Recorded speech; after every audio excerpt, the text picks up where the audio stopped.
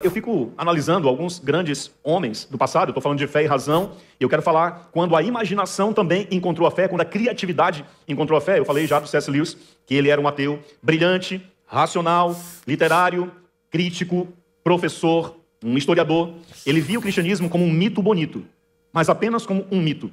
Era assim que ele enxergava o mundo, era com essas lentes que ele olhava para o cristianismo. Mas então ele encontrou um homem chamado Tolkien. Tolkien era o seu amigo. É exatamente esse que você está pensando. O escritor de O Senhor dos Anéis. E ele encontra Tolkien, e Tolkien não era apenas um escritor de fantasia. Tolkien era um profundo cristão, um discípulo de Jesus. Amava Jesus. Um homem que acreditava que histórias carregam verdades profundas. Um homem que procurou mudar a história do mundo contando histórias, escrevendo histórias. E quando Lewis ele encontra com Tolkien, e começa a conversar com ele, a mentalidade de Lewis começou a mudar. Lewis confessou que sentia saudade de algo que nunca tinha visto. E disse isso para Tolkien. Tolkien, eu sinto um vazio no meu coração. Uma saudade de algo que eu nunca vivi. Como é isso?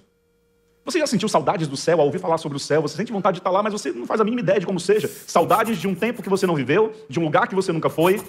E Lewis confessa isso para Tolkien, sendo ateu e Tolkien sendo um cristão. E Tolkien respondeu para ele: o cristianismo é o mito verdadeiro.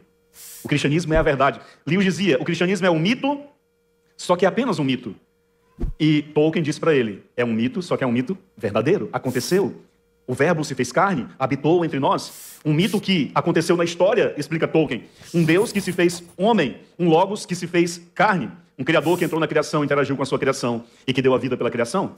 A partir daí, Lewis disse o seguinte, cedi. Depois da conversa com Tolkien, cedi. Admiti que Deus era Deus. Eu fui o mais relutante dos convertidos.